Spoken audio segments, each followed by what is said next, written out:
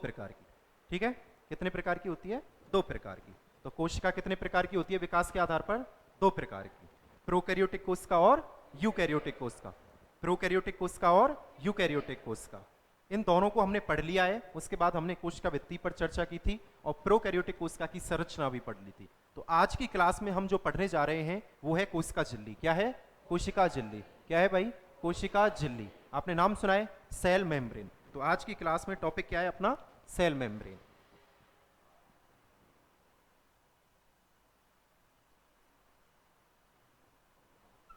Cell membrane, इसको बेटा जी क्या बोला जाता है? सेल मेम्ब्रेन को कोशिका झिल्ली। क्या बोला जाता है? कोशिका झिल्ली। देखिए, कोशिका झिल्ली, अब जैसा कि नाम से क्लियर हो रहा है कि कोशिका के ऊपर जो झिल्ली पाई जाती है उसे क्या बोला जाता है? कोशिका झिल्ली। और कोशिका के ऊपर जो भित्ति पाई जाती है उसे क्या बोलते हैं? कोशिका भित्ति। तो कोशिका झिल्ली, इसके बारे में नीचे से स्टार्ट करते हुए ऊपर तक के पॉइंटों की चर्चा करेंगे। सबसे पहला पॉइंट, कोशिका झिल्ली। इसका दूसरा नाम प्लाज्मा झिल्ली। क्या नाम है? क्या नाम है? कोशिका झिल्ली का ही दूसरा नाम क्या है? प्लाज्मा झिल्ली। और प्लाज्मा झिल्ली जो नाम दिया था वो नाम दिया था प्लोवर नाम के वैज्ञानिक ने। किसने दिया था? तो पहला पॉइंट, इसे क्या बोलते हैं? प्लाज्मा झिल्ली। और प्लाज्मा झिल्ली बेटा ये नाम किसने दिया? प्लोवर नाम के वैज्ञानिक ने दिया। किसने दिया? ठीक है जी, कोई प्रॉब्लम?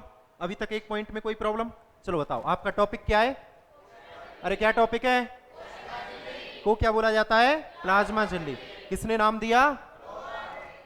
अगला पॉइंट, कोशिका झिल्ली एक बेटा जी लिविंग स्ट्रक्चर है। कैसी संरचना है?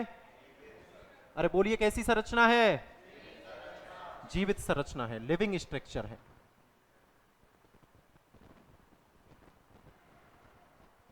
जो विद्यार्थी क्लास नहीं ले पाए थे अंतिम, उसमें मैं बता देता हूं कि कोशिका भित्ति मृत संरचना थी और कोशिका झिल्ली जीवित संरचना।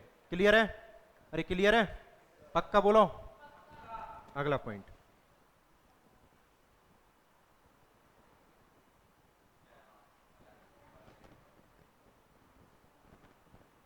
नेक्स्ट पॉइंट बताइए। कोशिका झिल्ली बेटा कैसी संरचना है? चयनात्मक पारगम्य। कैसी प्रवृत्ति की होती है? चयनात्मक पारगम्य। अच्छा, कुछ चीजें समझिए। मान के चलो ये झिल्ली है, इससे कोई पदार्थ अंदर की तरफ जा रहा है, तो ये झिल्ली कैसी होगी? पारगम्य, क्योंकि कोई रोक टोक ही नहीं है, अंदर जा रहा है। और मान चलो इसके अंदर कोई पदार्थ नहीं जा पा रहा है, तो ये कैसी हो गई? अपारगम्य। लेकिन कोशिका झिल्ली कैसी है? ये चयन करती है। पहले क्या करती है? चयन, कि अंदर जाने वाला पदार्थ, कोशिका के अंदर जाने वाला पदार्थ कोशिका के लिए उपयोगी है या नहीं, कोशिका के काम का है या नहीं। अगर काम का है तो अंदर लेती है। मतलब इसने पहले ताका झांकी कर ली कि भाई देखो, अब मान के चलिए हमारी क्लास में कोई स्टूडेंट अंदर आ रहा है, तो मेरा फर्ज क्या बनता है? पहले तो मैं ये चेक करूं कि हमारी क्लास का विद्यार्थी वो है या नहीं है। अगर मान चलो मेरी क्लास का विद्यार्थी नहीं है तो मैं मना कर दूंगा नहीं। मेरी क्लास का है तो पहले मैंने चयन किया उस विद्यार्थी का कि ये मेरी क्लास का है, तब मैंने उसको अंदर लिया। पक्का बोलो भाई, क्लियर है? तो कोशिका झिल्ली कैसी होती है? चयनात्मक पारगम्य। अरे कैसी होती है? चयनात्मक पारगम्य।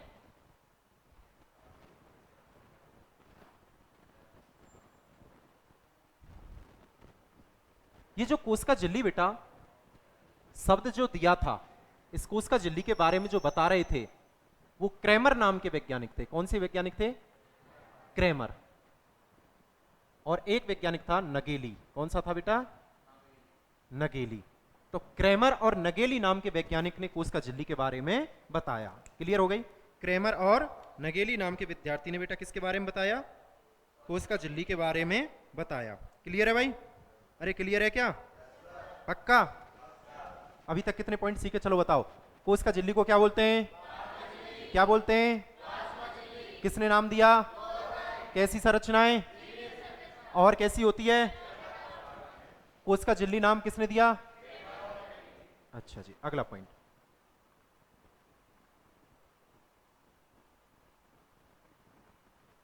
कोशिका झिल्ली कैसी होती है बेटा? प्रत्यास्थ। कैसी होती है? प्रत्यास्थ। कोशिका झिल्ली बेटा कैसी संरचना है? पतली। कैसी संरचना है? पतली। आ गई बात समझ में? आ गई बात समझ में? अच्छा, नेक्स्ट पॉइंट, कोशिका झिल्ली कोशिका द्रव्य,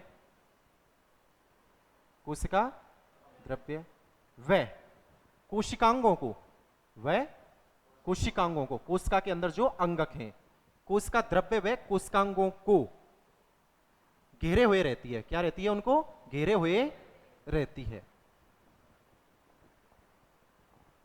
क्लियर है भाई? अरे क्लियर है क्या? पक्का बोलो। चलो, आप क्या पढ़ रहे हो? कोशिका झिल्ली को क्या बोलते हैं? Cell membrane. क्या बोलते हैं? Cell membrane. किस किस को घेरे हुए? कोशिका द्रव्य और कोशिकांग। मान चलो अगर हम कोई नॉर्मल कोशिका का डायग्राम बनाते हैं तो सबसे बाहर क्या होती है? कोशिका भित्ति। कौन होती है? कोशिका भित्ति। कोशिका भित्ति के अंदर कौन होती है? कोशिका झिल्ली।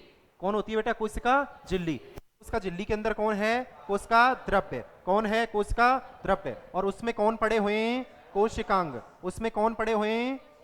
कोशिकांग। तो इसका मतलब कोशिकांगों और कोशिका द्रव्य को घेरे हुए कौन रहती है? कोशिका झिल्ली। और कोशिका झिल्ली के भी ऊपर कौन है? कोशिका भित्ति। अगर पादप कोशिका है तो कोशिका भित्ति मिलेगी, और अगर जंतु कोशिका का डायग्राम बनाओगे तो जंतु, हम सर जानते हैं, छोटी कक्षाओं में हमने पढ़ रखा है कि जंतु कोशिका में कोशिका भित्ति नहीं होती। तो जंतु कोशिका की सबसे बाहरी परत कौन हो गई? अगर मैं कह सकता हूं कि जंतु कोशिका को आकार एवं आकृति कौन दे रही है? अरे कौन दे रही है? और मैं कह सकता हूं कि पादप कोशिका को आकार एवं आकृति कौन दे रही है? कोशिका भित्ति। क्योंकि कोशिका भित्ति सबसे बाहरी संरचना है पादप कोशिका की, जबकि जंतु कोशिका की सबसे बाहरी संरचना कौन है? छोटी सी बात है। पक्का बोलो। अरे पक्का बोलो। अब विभिन्न प्रकार के वैज्ञानिक आए। देखो हमारे भारत में क्या है बेटा जी, भांति भांति प्रकार के लोग हैं, तो भांति भांति प्रकार की बातें करने लग जाते हैं। तो ऐसे ही क्या है, विभिन्न प्रकार के वैज्ञानिक आए और उनसे बोला गया कि भाई कोशिका झिल्ली के बारे में कुछ बताओ, ये कैसी होती है, कहां को आएगी, कहां को जाएगी। तो उन्होंने कहा ठीक है बता देते हैं। तो अलग अलग वैज्ञानिक निकल के आए। सबसे पहले आए डॉबसन और डैनियल। बोल बेटा, बोलो। डॉबसन, डैनियल, बोलो। चलो एक बार और बोल दो बेटा, एक बार और बोल दो बेटा। बेटा इन्होंने क्या बोला, तुम बोल दो।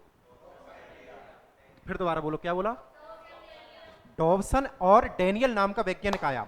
उसने क्या कहा कि डॉबसन और डैनियल ने बोला कि ये जो कोशिका झिल्ली होती है ये एक सैंडविच की तरह दिखाई देती है। खाई है क्या आपने?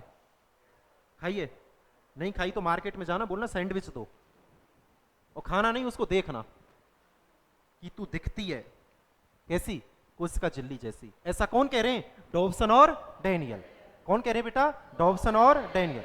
तो डॉबसन और डैनियल ने बोला कि हमको कोशिका झिल्ली सैंडविच की तरह दिखाई देती है। इसका मतलब वो ज्यादा सैंडविच खाते होंगे। है तुझ में रब दिखता है यार, मैं क्या करूं। तो डॉबसन और डैनियल को क्या दिख रहा है सैंडविच में? कोशिका झिल्ली दिखाई दे रही है। अरे क्या दिख रही है? कोशिका झिल्ली। अच्छा मुझे एक छोटी सी बात पे चर्चा कर लेता हूं कि जो सैंडविच होती है, सैंडविच में क्या होता है? ऊपर ब्रेड होता है, उसके नीचे भी ब्रेड होता है, और दोनों ब्रेडों के बीच में क्या होता है बेटा? अच्छा आलू होता है, एक चटनी होती है। चटनी बोल सकता हूं। इसका मतलब छोटी सी बात बताना कि डॉबसन और डैनियल के अनुसार कोशिका झिल्ली कितनी परतें दिखाई दे रही हैं? कितने स्तर दिखाई दे रहे हैं? एक ऊपर वाला, एक नीचे वाला, और एक बीच वाला। आ गई बात समझ में? अरे आई कि नहीं आई बात समझ में? इसका मतलब अलग अलग वैज्ञानिकों ने कोशिका झिल्ली की संरचना को समझाने के लिए अलग अलग मॉडल प्रस्तुत किए। अलग अलग मॉडल प्रस्तुत किए। अलग अलग मॉडल प्रस्तुत किए। पहला मॉडल कौन सा था? Sandwich model. कौन सा था बेटा? Sandwich model. अरे कौन सा था? Sandwich model. दूसरा था इकाई कला मॉडल। कौन सा है बेटा? इकाई कला मॉडल। और तीसरा है बेटा तरल मोज़ेक मॉडल। कौन सा है? तरल मोज़ेक मॉडल। तो बताओ कोशिका झिल्ली की संरचना को समझाने के लिए कितने मॉडल दिए गए? अरे कितने दिए गए? क्या दिए गए? अरे क्या दिए गए? कितने दिए गए? किसकी संरचना को समझाने के लिए? पहला मॉडल, दूसरा मॉडल, तीसरा मॉडल। बोलो sandwich model, unit membrane model. भाई यूनिट मतलब इकाई, मेम्ब्रेन यानी कला, तो यूनिट मेम्ब्रेन मॉडल। बोलो फ्लूइड मोज़ेक मॉडल। सुनो बेटा जी, इन तीनों में सबसे ज्यादा इंपॉर्टेंट कौन सा है? तरल मोज़ेक मॉडल। क्लियर है? अरे क्लियर है क्या? चलो हेडिंग कीजिए। हेडिंग कीजिए, करो बेटा हेडिंग करो।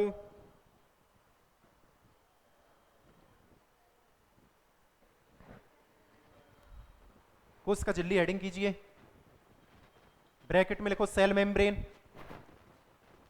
ब्रैकेट में लिखो सेल मेम्ब्रेन।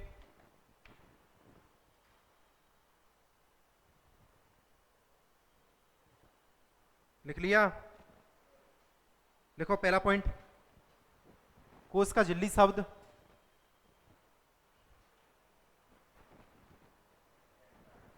कोशिका झिल्ली शब्द नगेली एवं क्रेमर ने दिया, नगेली एवं क्रेमर ने दिया।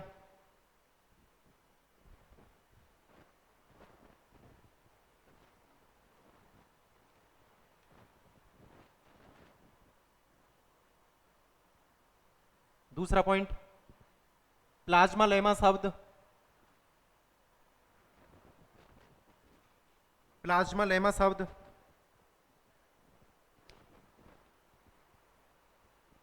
प्लोअर नामक वैज्ञानिक ने दिया।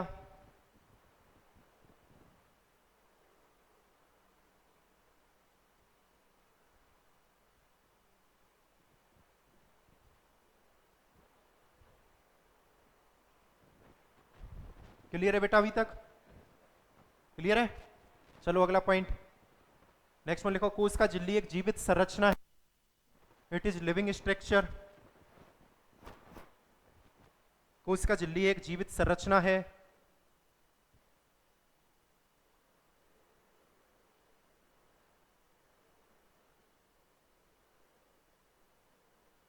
कोशिका झिल्ली एक जीवित संरचना है। अगला पॉइंट, कोशिका झिल्ली चयनात्मक पारगम्य होती है,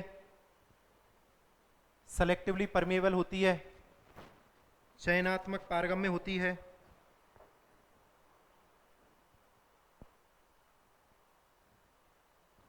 ठीक है बेटा जी। नेक्स्ट पॉइंट, यह प्रत्यास्थ एवं पतली होती है, यह प्रत्यास्थ एवं पतली होती है।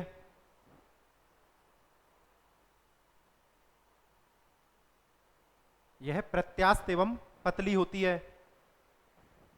नेक्स्ट पॉइंट, कोशिका द्रव्य व कोशिकांगों को घेरे हुए रहती है, कोशिका द्रव्य व कोशिकांगों को घेरे हुए रहती है।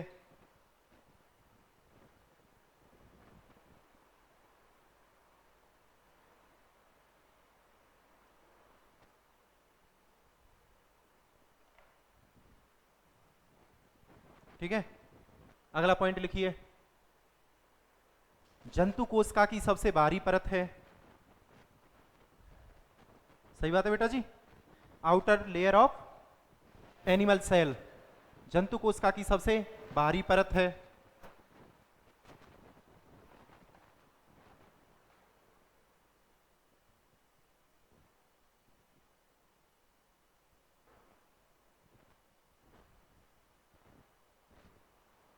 ठीक है, नेक्स्ट में लिखिए, कोशिका झिल्ली की संरचना को समझाने के लिए, कोशिका झिल्ली की संरचना को समझाने के लिए, कोशिका झिल्ली की संरचना को समझाने के लिए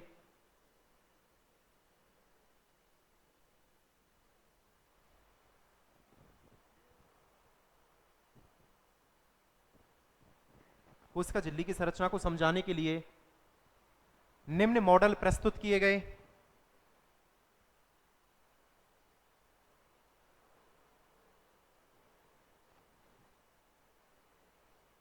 निम्न मॉडल प्रस्तुत किए गए। पहला मॉडल सैंडविच मॉडल, पहला मॉडल सैंडविच मॉडल।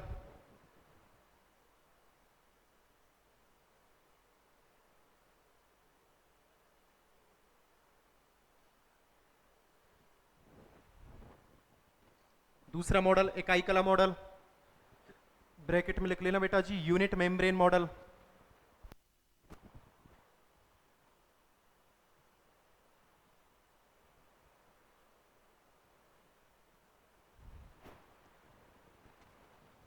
तीसरा मॉडल लिखिए, तरल mosaic model, fluid mosaic model.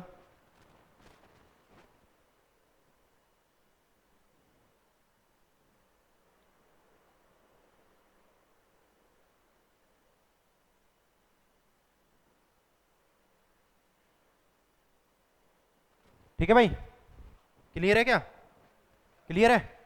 चलो अब देखिए क्या करते हैं, इन तीनों मॉडलों को वन बाई वन हम पढ़ते हैं। पहला हेडिंग कीजिए सैंडविच मॉडल।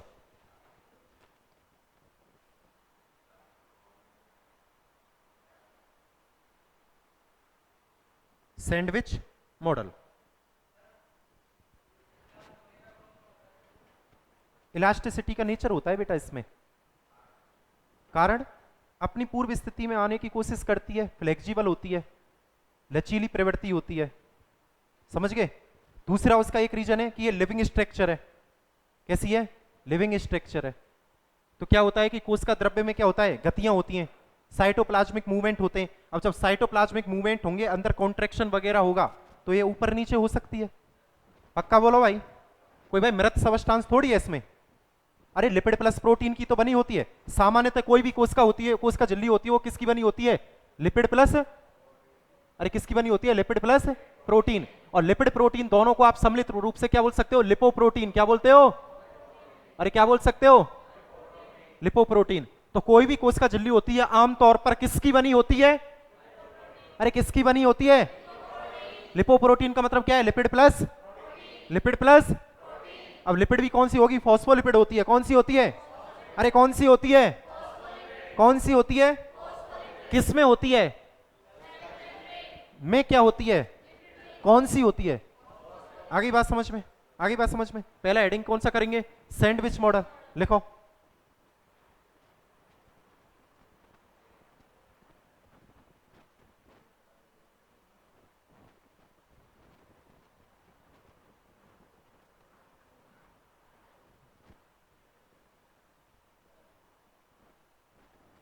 पहला कौन सा मॉडल है बेटा? Sandwich model. देखो बेटा, पहला मॉडल है, हेडिंग कर लेते हैं यहां पे, सैंडविच मॉडल। लिखो। इस मॉडल का प्रतिपादन, इस मॉडल का प्रतिपादन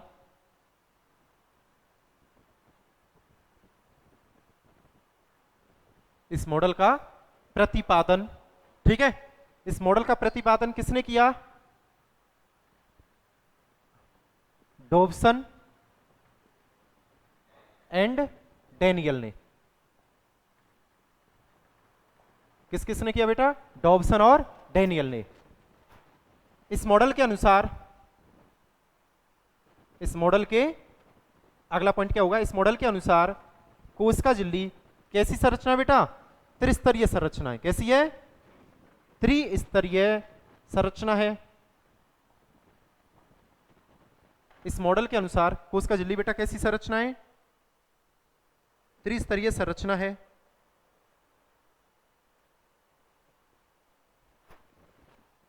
ठीक है, इस मॉडल के अनुसार कोशिका झिल्ली कैसी संरचना है बेटा? त्रिस्तरीय संरचना है। इसीलिए, इसीलिए इस मॉडल को क्या बोल सकते हैं हम? ट्राइलेमिलर मॉडल भी कहा जाता है। इसीलिए इसको क्या बोलते हैं? ट्राइलेमिलर मॉडल भी बोला जाता है। इसको बेटा कौन सा नाम देते हैं? ट्राइलेमिलर मॉडल भी कहा जाता है। इसीलिए इस मॉडल को ट्राइलेमिलर मॉडल भी कहा जाता है।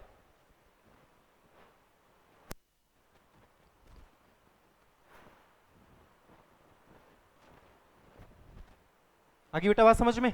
चलो अब फोकस इधर कीजिए। होता क्या है बेटा जी, ये देखना कुछ किस हिसाब से अरेंजमेंट है इसका।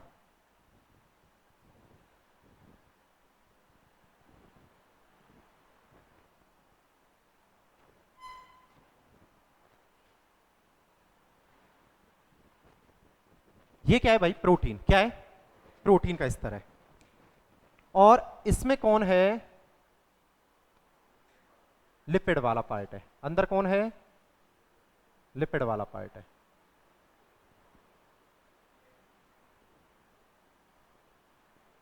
अंदर कौन है भाई? लिपिड है। लिपिड कौन सी है? अरे लिपिड कौन सी है? फॉस्फोलिपिड।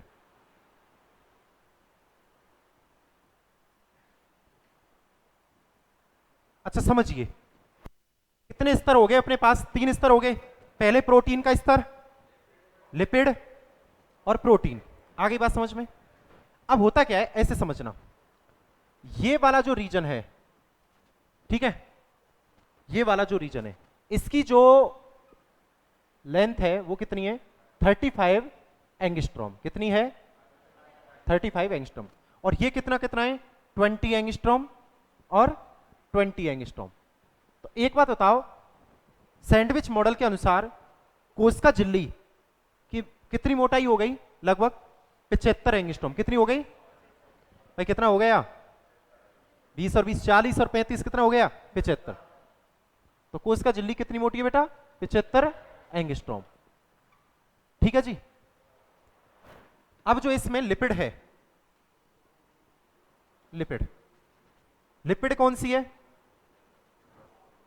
फॉस्फोलिपिड। ठीक है, और फॉस्फोलिपिड कैसा एक मॉलिक्यूल है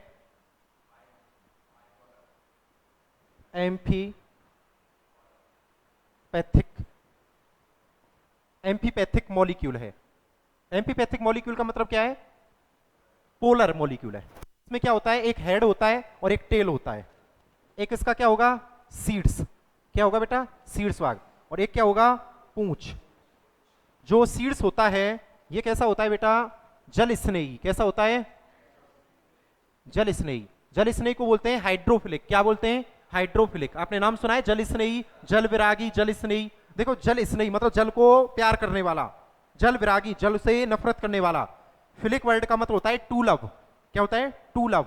फोबिक का मतलब क्या होता है डर, डर मतलब दूर। हाइड्रोफोबिया नाम सुना होगा रेबीज में आपने, रेबीज रोग कुत्ते के काटने से हो जाता है ना।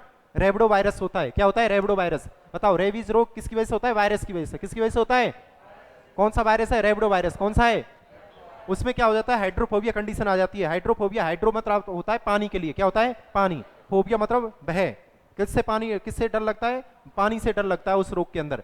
तो ये मतलब फोबिया वर्ड, तो फोबिक वर्ड आया है वो नफरत के लिए आता है, टू हेटिंग। ठीक है, तो ये सीड्स जो होता है, अब ये मॉलिक्यूल कौन सा है ऐसा है, मान चलो ये रहा। तो ये इसका क्या हो गया सीड्स, और ये क्या हो गई टेल पूंछ। तो ये सीड्स कैसा है जल स्नेही। तो बताओ पूंछ कैसी होगी, अरे बोलो ना जल विरागी। पूंछ कैसी हो गई। अच्छा मुझे बताओ फॉस्फोलिपिड का कौन सा टेल या हेड में से कौन सा रीजन प्रोटीन से जुड़ा हुआ है। दोबारा मेरा क्वेश्चन सुनिए, फॉस्फोलिपिड का कौन सा भाग प्रोटीन से जुड़ा हुआ है। सीड्स भागी तो जुड़ रहा है, ये प्रोटीन है, प्रोटीन से सीड्स ही तो जुड़ रहा है। अब क्वेश्चन ये नहीं है, क्वेश्चन सुनिए एम्स 2007 या 8 का क्वेश्चन सुनिए। फॉस्फोलिपिड का सीड्स, फॉस्फोलिपिड के अणु का सीड्स प्रोटीनों से किस बंध के द्वारा जुड़ा होता है। हट टंपुओ, सीड्स किससे जुड़ रहा है, किससे जुड़ रहा है प्रोटीन से। अरे किससे जुड़ रहा है, किसके द्वारा जुड़ रहा है हाइड्रोजन बॉन्डों के द्वारा। किसके द्वारा हाइड्रोजन बॉन्ड, या फिर आयनिक बंधों के द्वारा। किसके द्वारा आयनिक बॉन्डों के द्वारा। आगे बात समझ में, आगे बात समझ में। अब दूसरा क्वेश्चन सीखिए, सीड्स और पूंछ आपस में किसके द्वारा जुड़े हुए हैं, वंडरवाल बलों के द्वारा। किसके द्वारा, अरे किसके द्वारा, पक्का बोलो बेटा, वंडरवॉल बंधों के द्वारा। हाँ भाई मजे आ रहे हैं पक्का। चलो दोबारा बोल लेते हैं। सैंडविच मॉडल के अनुसार कोशिका झिल्ली कितने स्तरीय संरचनाएं, कितने स्तरीय संरचनाएं। इसलिए इस मॉडल को क्या नाम दिया, कौन सा नाम दिया, ट्राइलेमिलर मॉडल। प्रोटीन की लेंथ कितनी है बेटा, मोटाई कितनी है, थिकनेस 20 एंगस्ट्रॉम। लिपिड की कितनी है, कितनी है, लिपिड कैसा मॉलिक्यूल है, एम्फीपैथिक मॉलिक्यूल है। ठीक है, मतलब एक लिपिड कौन सा है, पोलर मॉलिक्यूल है। कैसा है, जिसमें क्या क्या है, सीड्स और पूंछ। अब सीड्स और पूंछ आपस में किस बंधों के द्वारा जुड़े हुए हैं, और सीड्स प्रोटीन से जुड़ा हुआ है तो किस बंधों के द्वारा जुड़ा हुआ है, अरे किसके द्वारा जुड़ा हुआ है, किसके द्वारा जुड़ा हुआ है। क्लियर हुआ, क्लियर हुआ, अरे क्लियर हुआ क्या, नोट करो बेटा। उड़िया, कंचन सदा रहेगा कंचन और कथीर कथीरा। हीरे को आप कहीं डाल दो, हीरे को आप कहीं डाल दो, रहेगा तो हीरा ही। मिट्टी में डाल दो तो भी हीरा ही रहेगा। तुम ज्वेलरी की दुकान पर ले जाओ तो भी हीरा ही रहेगा। समझ रहे हो? तो प्रतिभा कहीं ले जाओ, प्रतिभा छिपती नहीं है, प्रतिभा कहीं नहीं छिपती है। वो बात अलग है, प्रतिभा हमारे गांव की लड़की है, जब उसमें मार पड़ती है तो वो छिप जाती है। ठीक है? दुनिया में अलग अलग लोग हैं तो अलग अलग प्रकार के विचार आते हैं। मैंने वो बताया था कि सब दुनिया का अलग अलग सिस्टम है, भांति भांति प्रकार के लोग हैं, भांति भांति प्रकार का खान पीन रहन सहन सब है, लेकिन दुनिया में एक ही खाना ऐसा है जो सब जगह सेम है, कसम खाना। कोई किसी की कसम खा लेता, पूरी दुनिया में एक ही तो है? तो सबका एक ही डिस्क ऐसी है जो प्रॉपर मेंटेन रहती है।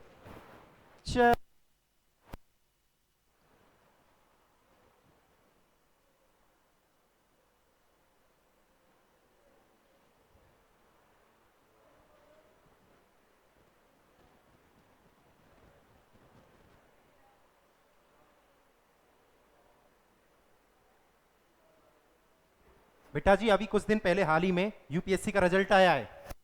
लड़कियों ने क्या बाजी मारी है, एक बार ताली बजाओ उनके लिए। शुरू की चारों रैंक, 4 रैंक लड़कियों के लिए। इसका मतलब कौन कहता है लड़कियों की बुद्धि इधर होती है? भाई मैं तो नहीं कहता हूं इधर होती है, बहुत ब्रिलियंट खोपड़ी है। सलाम है ऐसी प्रतिभाओं को भाई। समझ रहे हो? समझ रहे हो? तो इसलिए बेटा कोई ये नहीं है कि कुछ भी चीज असंभव है, सब चीज पॉसिबल है। आपने एमएस धोनी मूवी देखी है? तो उसमें उसकी जो हीरोइन होती है वो हीरो से क्या बोलती है कि मन बना लो तो दिल्ली दूर नहीं है। तो मैं तो यही कहता हूं, मन बना लो, नीट इतना कठिन नहीं है। समझ रहे हो? अरे समझ रहे हो क्या? पक्का बोलो। डॉक्टर बनोगे? अरे बनोगे क्या? क्या बात करते हो? चलो आगे। दूसरा कौन सा मॉडल हेडिंग करेंगे? यूनिट मेम्ब्रेन मॉडल, इकाई कला मॉडल। चलो हेडिंग कीजिए।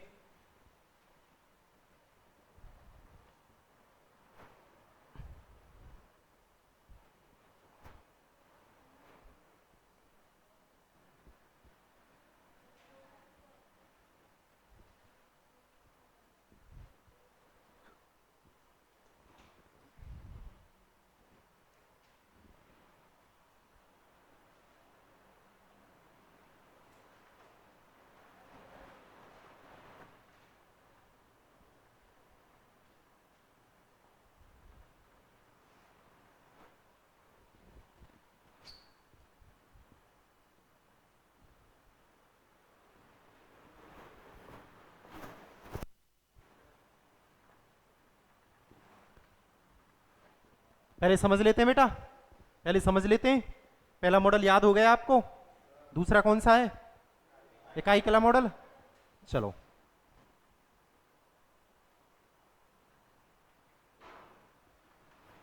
इस मॉडल का प्रतिपादन, इस मॉडल का प्रतिपादन, इस मॉडल का प्रतिपादन किसने किया बेटा? रॉबर्टसन ने की। किसने? रॉबर्टसन ने किया। कौन सा वैज्ञानिक हुआ था इस मॉडल का प्रतिपादन करने वाला? अरे कौन सा हुआ था? रॉबर्टसन हुआ था। कौन सा हुआ था? रॉबर्टसन हुआ था। बिल्कुल सही बात है। उसके बाद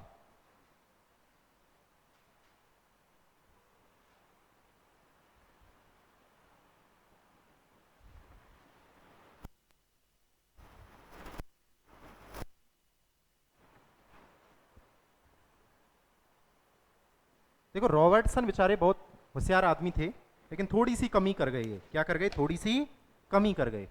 इन्होंने क्या कहा? इन्होंने कहा समस्त कोशिकीय अंगकों की झिल्लियां,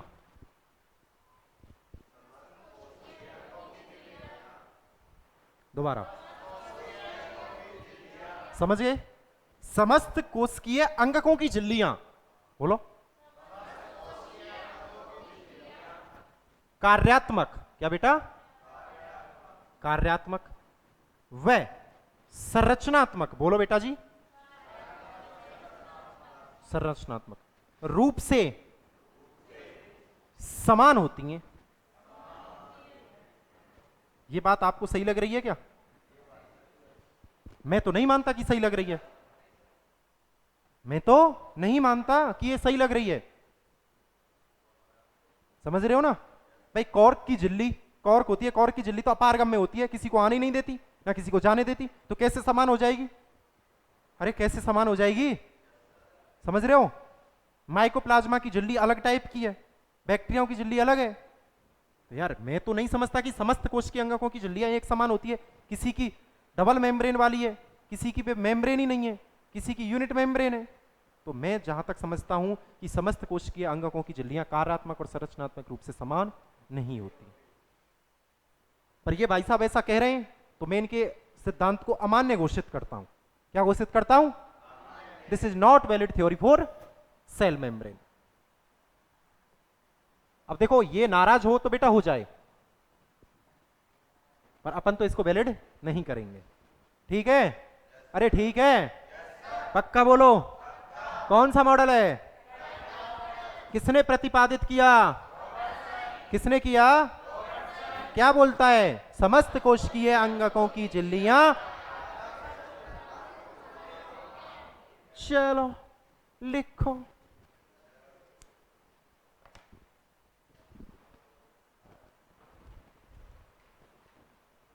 इतनी शक्ति हमें दे न दाता, मन का विश्वास कमजोर हो न। हम चले नेक के रास्ते पर, हमसे भूल कर भी कोई भूल हो न।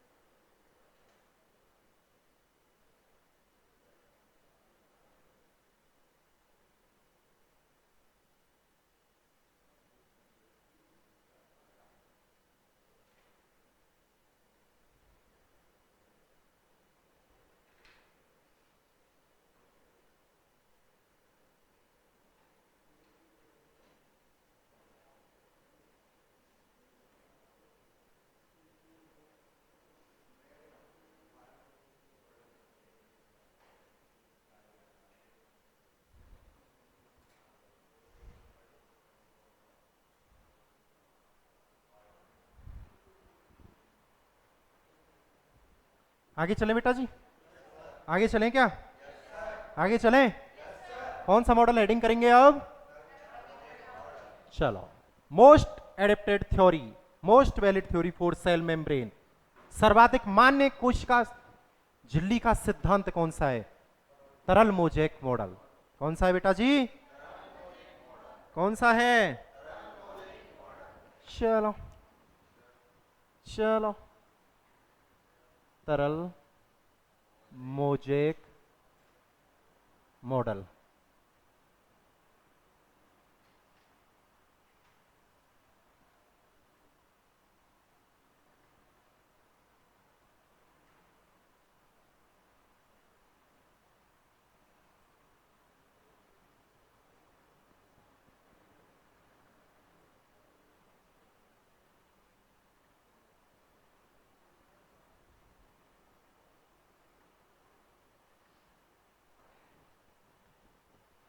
करें बेटा प्रारंभ?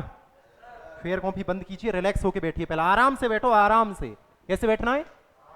अरे कैसे बैठना है? चलो बताओ कौन सा मॉडल पढ़ रहे हो? का प्रतिपादन किसने किया? किसने किया बेटा?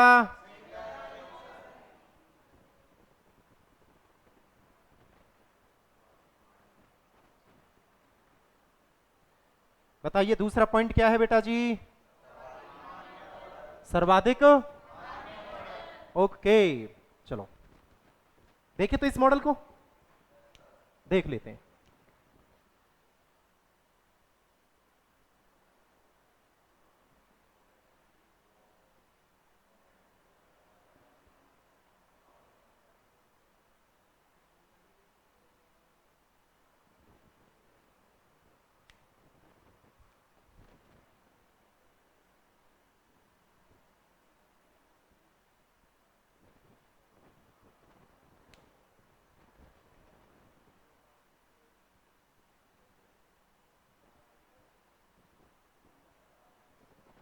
बेटा आपको ये अभी सीखना है, अभी सीखना है क्या?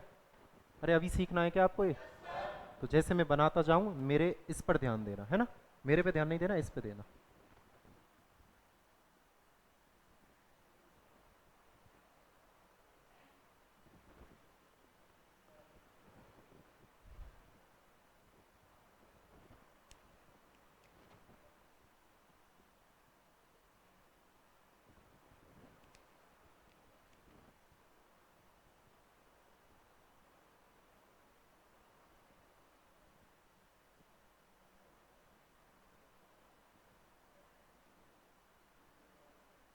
बेटा कुछ नई चीज सीखनी है?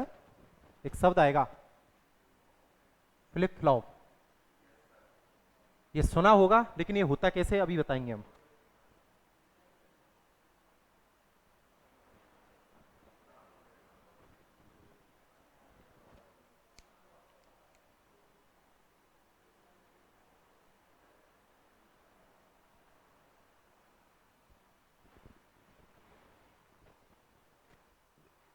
बेटा ये जो ब्लैक मार्कर से जो मैंने स्ट्रक्चर बनाएंगे ये लिपिड है, और ब्लू मार्कर से जो स्ट्रक्चर बनाएंगे ये प्रोटीन।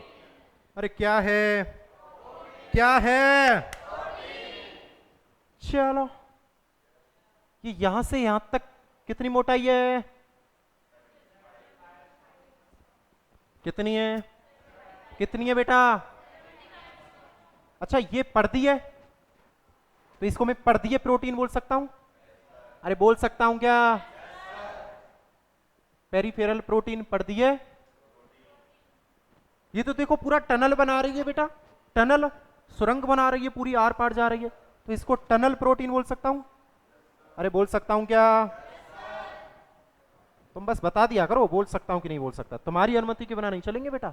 भारतीय महिला समाज प्रधान देश है, समझ रहे होंगे तुम, महिलाओं को अपने से ऊपर सम्मान दिया जाता है, तो हम तो चाहते हैं कि महिला ऊपर ही रहे, पुरुष नीचे ही रहे। Tunnel protein. अच्छा ये बीच में दस गई है थोड़ी है, तो इसको इंट्रेंसिक प्रोटीन बोल सकता हूं? क्या बोल सकता हूं? क्या बोल सकता हूं मैं? नहीं बोल रहा, तुम बता ही नहीं रहे मुझे, क्या बोल सकता हूं मैं इसको? फिर एक्सट्रेंसिक प्रोटीन किसको बोलूंगा मैं? जो बाहर है ये पर्दे वाली, इनको बोल सकता हूं मैं? अरे बोल सकता हूं नहीं बोल सकता? पक्का? क्लियर?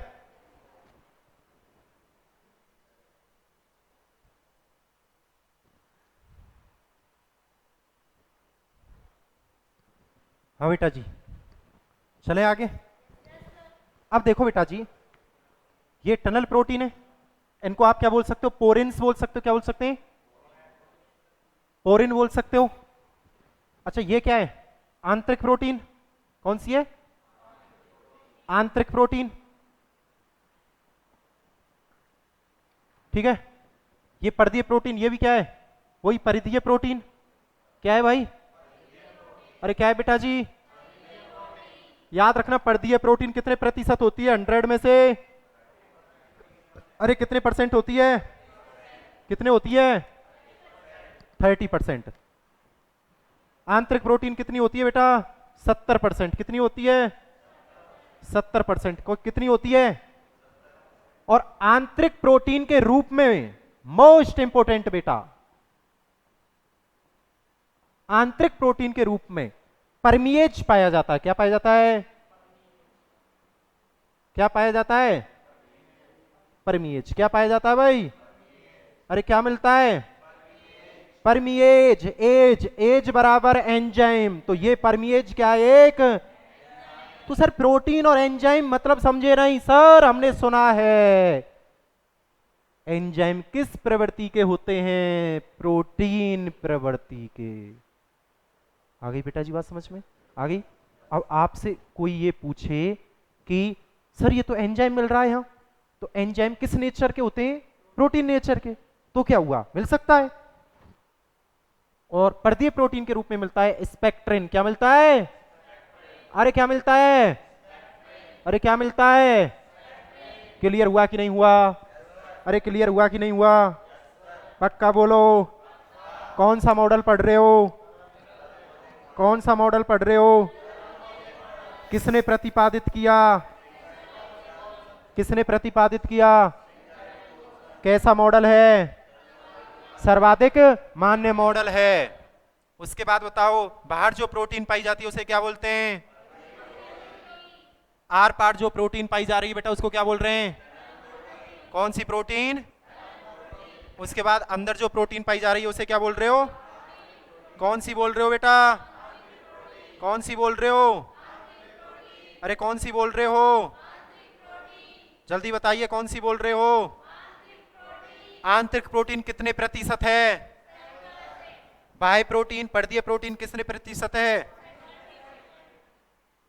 पर्दीय प्रोटीन के रूप में कौन मिल रही है बेटा? स्पेक्ट्रिन। कौन मिल रही है? और आंतरिक प्रोटीन के रूप में कौन मिल रहा है? कौन मिल रहा है? कौन मिल रहा है? कौन मिल रहा है? परमीएज क्या होता है? एक एंजाइम। क्या होता है? एक एंजाइम।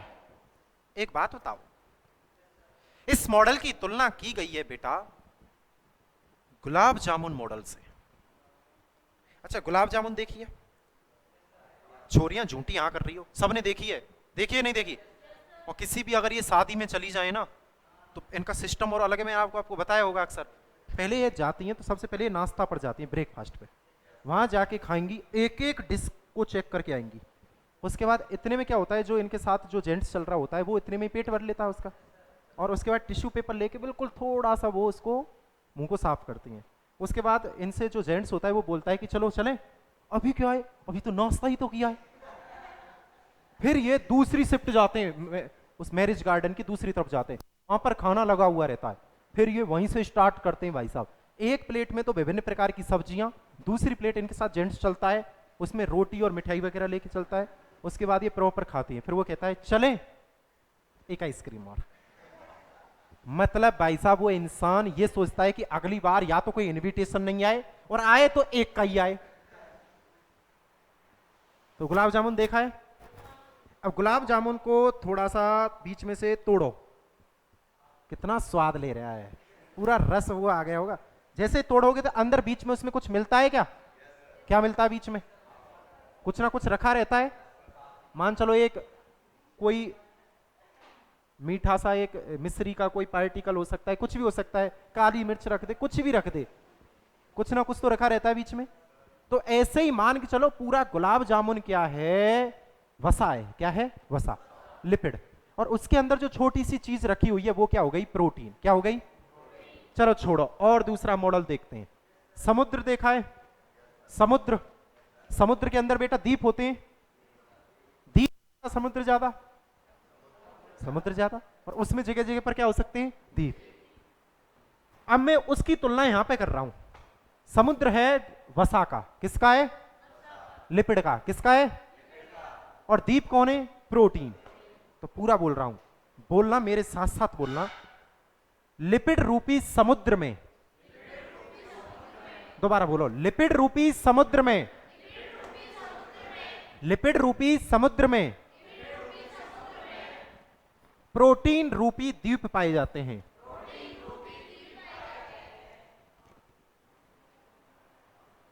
समुद्र किसका है? लिपिड रूपी द्वीप में क्या बेटा? अच्छा, लिपिड रूपी समुद्र में द्वीप रूपी कौन पाए जाते हैं बेटा? कौन पाई जाती है? प्रोटीन पाई जाती है। ठीक है भाई, कोई प्रॉब्लम? बोलो कोई प्रॉब्लम? अरे बोलो कोई प्रॉब्लम? अच्छा, इसमें जो लिपिड होती है, कौन सी लिपिड है ये? अरे लिपिड कौन सी है? लिपिड कौन सी है? फॉस्फोलिपिड। फॉस्फोलिपिड का कोई कार्य बताओ। ये क्वेश्चन शायद री AIPMT में शायद पूछा गया है, मुझे कंफर्म नहीं है, पर मैं बता रहा हूं मेडिकल में क्वेश्चन पूछा गया है, फॉस्फोलिपिड का फंक्शन क्या है। चलो सीख लो। फॉस्फोलिपिड का फंक्शन है कि ये नमी देता है। क्या देता है? कोशिका का झिल्ली को क्या प्रोवाइड कराता रहता है? नमी देता रहता है। आगे बात समझ में? आगे बात समझ में? तरलता बनाए रखता है। क्या करता रहता है? अरे क्या बनाए रखता है? कौन बनाए रखता है? कौन बनाए रखता है? आ गई बात समझ में? अरे आ गई? आया कि नहीं आया? पक्का? अरे पक्का बोलो, पक्का बोलो बेटा।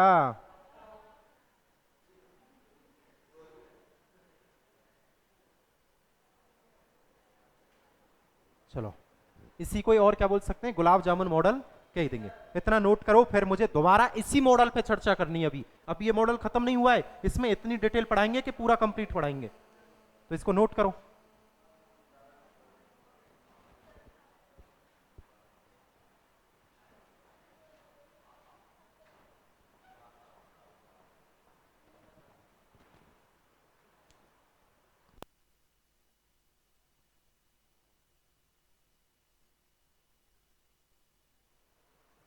बोलिए।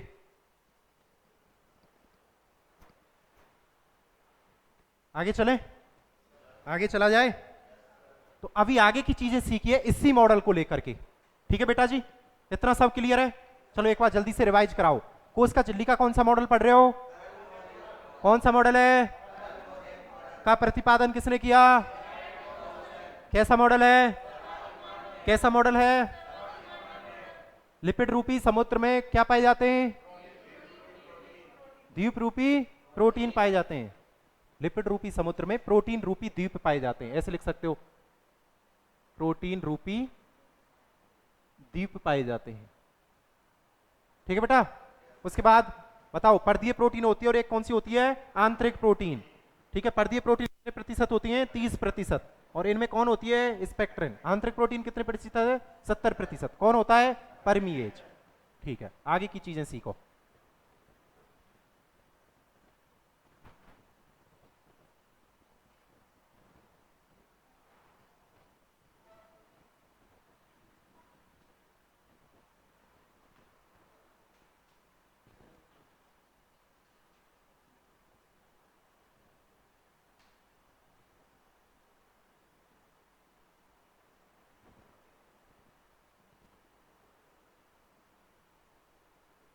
प्रोटीन कितने प्रकार की है?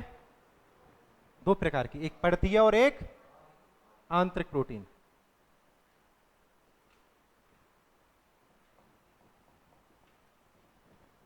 पर्दीय प्रोटीन ये कहां स्थित होती है? बाहर स्थित होती है। कहां होती है बेटा जी? जब बताओ बाहर स्थित है तो क्या इसे आसानी से पृथक किया जा सकता है? तो लिख सकते हो, इसे आसानी से, इसे आसानी से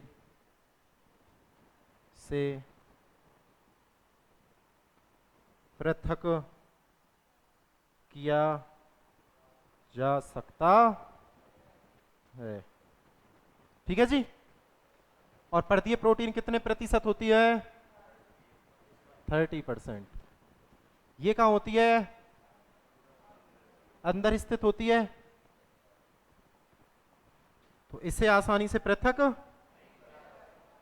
अब कोई आपसे क्वेश्चन पूछ ले कि कौन सी प्रोटीन ऐसी है जिन्हें आसानी से पृथक किया जा सकता है और कौन सी प्रोटीन ऐसी है जिन्हें आसानी से पृथक नहीं किया जा सकता, तो कौन सी प्रोटीन है जिन्हें पृथक किया जा सकता है और कौन सी ऐसी है जिन्हें आसानी से पृथक नहीं किया जा सकता? आंतरिक प्रोटीन कितने प्रतिशत होती है? अरे कितने होती है? चलो,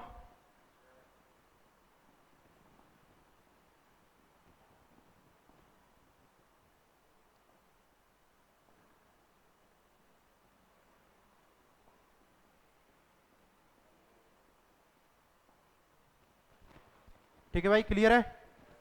अरे क्लियर है क्या? क्लियर है? पक्का? नोट करो, नोट करो।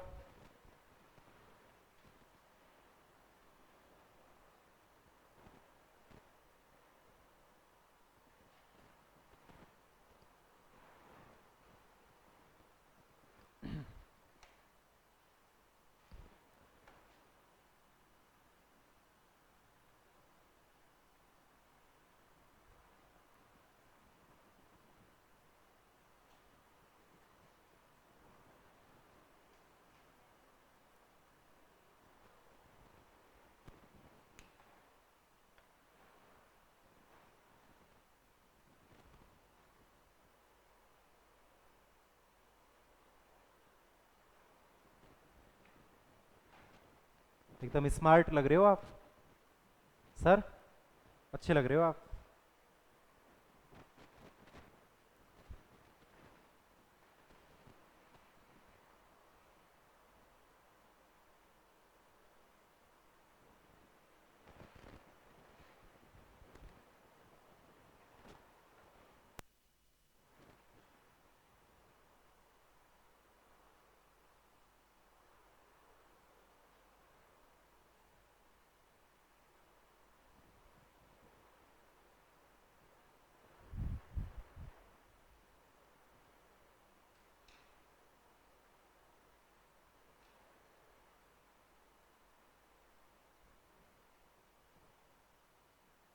क्यों डरे डरे से हो रहे हो?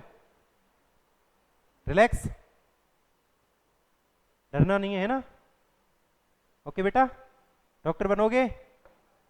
Very good. यूं सोचकर क्यों डरना कि जिंदगी में क्या होगा, यूं सोचकर क्यों डरना कि जिंदगी में क्या होगा, कुछ ना हुआ तो तजुर्बा होगा। ओके, तो घबराना नहीं है, जो भी होगा बेस्ट होगा। समझ रहे हो? इन बेंचों पर आज आप बैठे हो, कोशिश करना कि अब आगे इन बेंचों पर नहीं बैठे। जो भी है फर्स्ट और लास्ट यही है। चलें चलें आगे। तो अब क्या पढ़ते हैं कोशिका झिल्ली का? अरे जल्दी बोलो, क्या पढ़ेंगे? रासायनिक संगठन का मतलब क्या होता है कि कोशिका झिल्ली कौन कौन से पदार्थों से मिलकर बनी होती है? बोलो बेटा, लिपिड से मिलकर बनी होती है। बोलो, लिपिड से मिलकर बनी होती है। प्रोटीन से मिलकर बनी होती है। पर कोई नहीं बताता है कि कार्बोहाइड्रेट भी होता है। क्या होता है? अरे क्या होता है?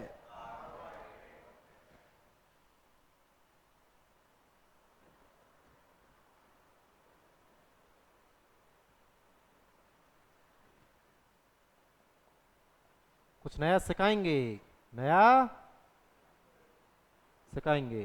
लिपिड 30 से 40% होती है। कितने से कितने बेटा जी? अरे बोलो बेटा जी। प्रोटीन 60 से 70%। कितनी? ठीक है। और 1 से 5% कौन हो सकता है? कार्बोहाइड्रेट। क्या हो सकता है?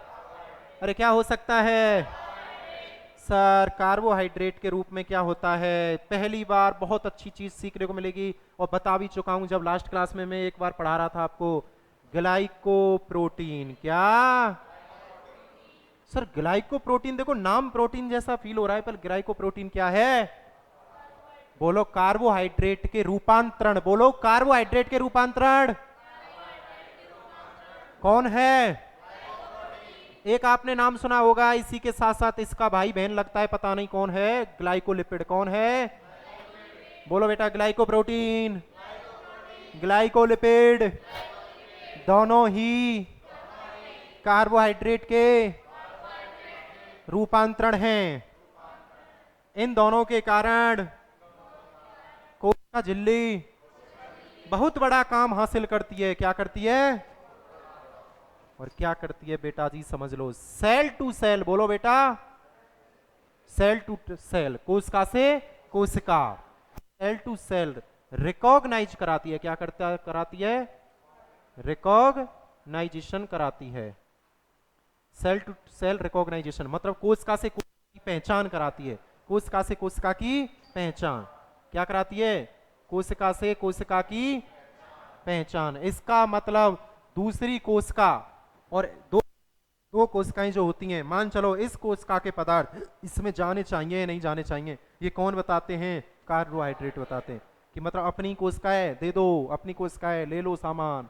तो सेल टू सेल रिकॉग्नाइज कौन कराते हैं? ग्लाइकोलिपिड और ग्लाइकोप्रोटीन। और दोनों ही किसके रूपांतरण होते हैं? कार्बोहाइड्रेट। अरे किसके होते? चलो, रासायनिक संगठन में कितनी संरचनाएं होती हैं? पहला कौन होता है?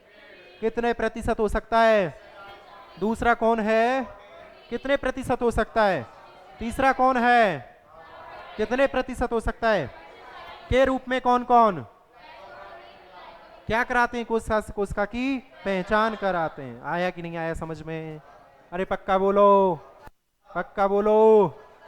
चलो लिखो।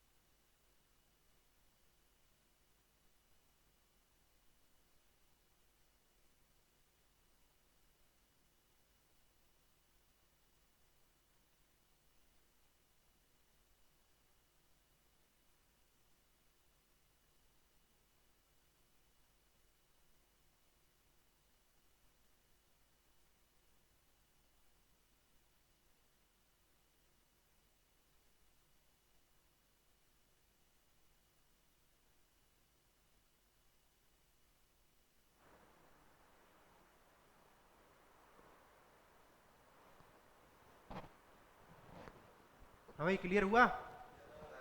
बोलिए। एकदम बिल्कुल क्लियर है। तो अभी क्या करेंगे हम? कोशिका झिल्ली के कार्य। क्या देखेंगे? कोशिका झिल्ली के कार्य। चलो हेडिंग कीजिए, कोशिका झिल्ली के कार्य।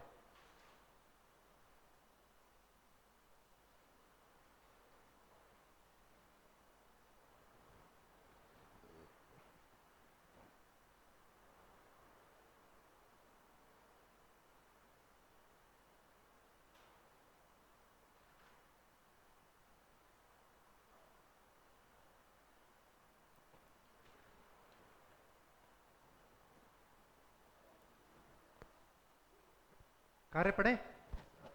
चलो।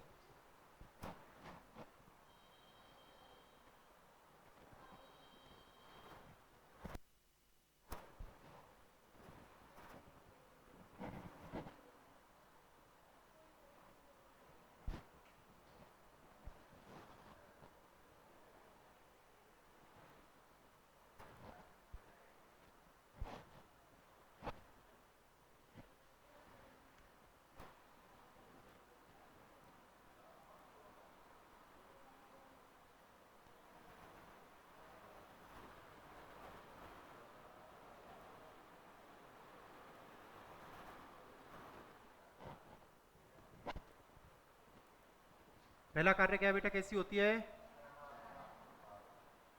चयनात्मक पारगम्य, सेलेक्टिवली परमेबल। दूसरा क्या कराती है भाई? ये परिवहन कराती है। क्या कराती है? बोलो तो ट्रांसपोर्ट। क्या बोले तो? ट्रांसपोर्ट। क्या कराती है बेटा जी? अरे बोलो, क्या कराती है? क्या कराती है? ट्रांसपोर्ट। कितने प्रकार का होता है? दो प्रकार का। बोलो, सक्रिय परिवहन। अरे बोलो जी, क्या बोलोगे? दूसरा बोलो, निष्क्रिय परिवहन। क्या बोलोगे? क्या बोलोगे? परिवहन कितने प्रकार का है सामान्यतः? दो प्रकार का, सक्रिय और निष्क्रिय। सक्रिय परिवहन में ऊर्जा की आवश्यकता होती है। किसकी ऊर्जा की आवश्यकता होती है? निष्क्रिय परिवहन में ऊर्जा की आवश्यकता नहीं होती है। अब मुझे एक बात छोटी सी बताना बेटा जी। मान के चलो थर्ड फ्लोर से बेसमेंट में पानी को पहुंचाना है तो नॉर्मल नल खोल दो, पानी अपने आप पहुंच जाएगा। कोई प्रॉब्लम क्या? कोई प्रॉब्लम क्या? अरे पक्का बोलो। तो अधिक सांद्रता से कम सांद्रता की ओर यदि जल के अणु जा रहे हैं, यदि कोई भी पदार्थ के अणु जा रहे हैं अधिक सांद्रता से कम सांद्रता की ओर जा रहे हैं, तो बेटा ऊर्जा की आवश्यकता नहीं पड़ेगी। ऊर्जा की आवश्यकता तो निष्क्रिय परिवहन में क्या होता है, अणु क्या जाते हैं अधिक सांद्रता से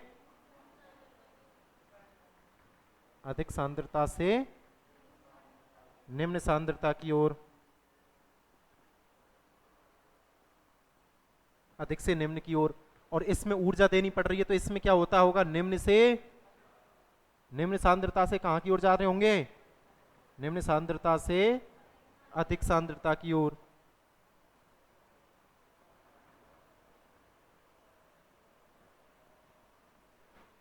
ओके भाई, क्लियर हुआ कि नहीं हुआ? दोनों कार्य लिखो, दोनों कार्य लिखो जल्दी बेटा, जल्दी लिखेंगे।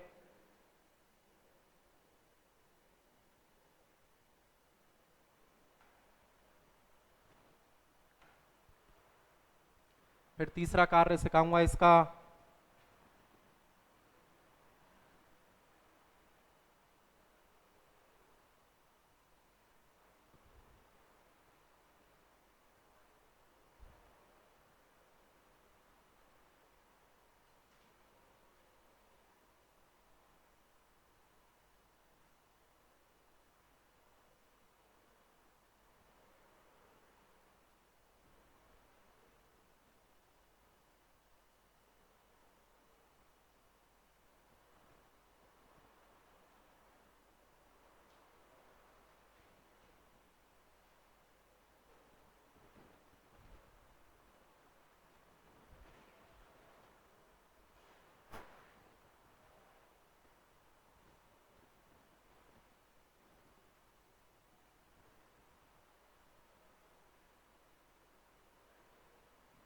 तीसरा कार्य अभी आपने देखा भी था, cell to cell recognize, cell to cell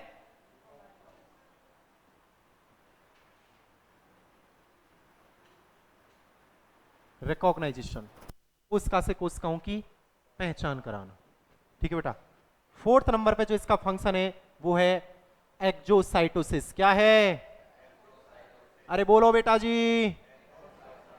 exo मतलब बाहर निकालना, एक्जो मतलब साइटोसिस मतलब कोशिका से पदार्थ के अणुओं को या पदार्थ को कोशिका से बाहर निकालने का कार्य भी कौन करा रही है? तो क्या कह सकते हैं, पदार्थों का निष्कासन करती है। क्या कराती है? एक्जोसाइटोसिस। आ गई बात समझ में? मान के चलो हमारे शरीर से जब पदार्थ बाहर निकलते हैं तो हम इसको वोमिटिंग बोलते हैं। क्या बोलते हैं? तो इसलिए एक्जोसाइटिस को बोला जाता है वोमिटिंग ऑफ सेल। क्या बोलते हैं? Vomiting of cell. कोशिका क्या कर रही है? पलटी कर रही है। आ गई बात समझ में? Vomiting of cell. उसके बाद समझिए बेटा, एक होता है पांचवा फंक्शन सिखाऊंगा बेटा, मोस्ट इंपोर्टेंट, जी भर के सीख लो जितना सीखना है। प्रस्तुत करते हैं एफएम रेडियो 93.5 एफएम, जियो और जीने दो। चलो, एंडोसाइटोसिस। अगला फंक्शन क्या है? अरे बोलो भाई। एंडो मतलब अंदर लेना, साइटोसिस मतलब कोशिका के अंदर पदार्थों का लेना क्या कहलाता है? अरे क्या कहलाता है? कोशिका के बाहर पदार्थों को बाहर निकालना क्या कहलाता है? इसी को आपने क्या बोला है? किसको बोला है? क्या होता है इसमें?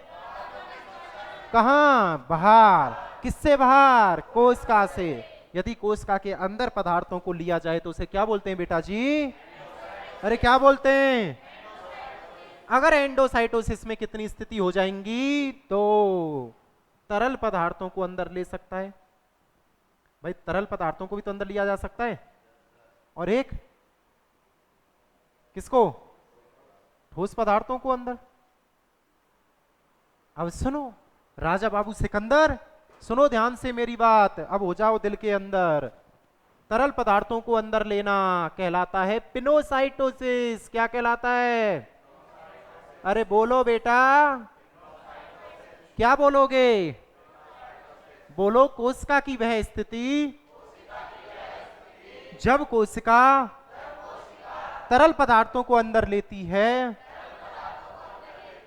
तो उस स्थिति को पिनोसाइटोसिस कहा जाता है। तरल पदार्थों को अंदर लेने का मतलब कोशिका पानी पी रही है। क्या कर रही है? तो इसलिए पिनोसाइटोसिस को बोला जाता है ड्रिंकिंग ऑफ सेल। क्या बोलते हैं? अरे क्या बोलते हैं? अरे क्या बोलते हैं? सीखो बेटा, जी भर के सीखो। ठोस पदार्थों को अंदर लेने का मतलब है खाना खाना, तो इसको बोलते हैं ईटिंग ऑफ सेल। क्या बोलते हैं? Eating of cell. और इसी को कहा जाता है फेगोसाइटोसिस। क्या बोला जाता है? अरे क्या बोलते हैं? क्या बोलते हैं बेटा? वोमिटिंग ऑफ सेल किसे बोलते हैं? ड्रिंकिंग ऑफ सेल किसे बोलते हैं? ईटिंग ऑफ सेल किसे बोलते हैं? ये सब किसके कार्य हैं? कैसी होती है? क्या करती है? कितने प्रकार का? पहला परिवहन, दूसरा परिवहन। में ऊर्जा की आवश्यकता, में ऊर्जा की आवश्यकता।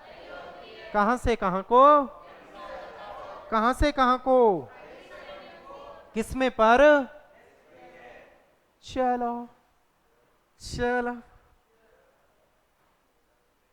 मजे आ रहे?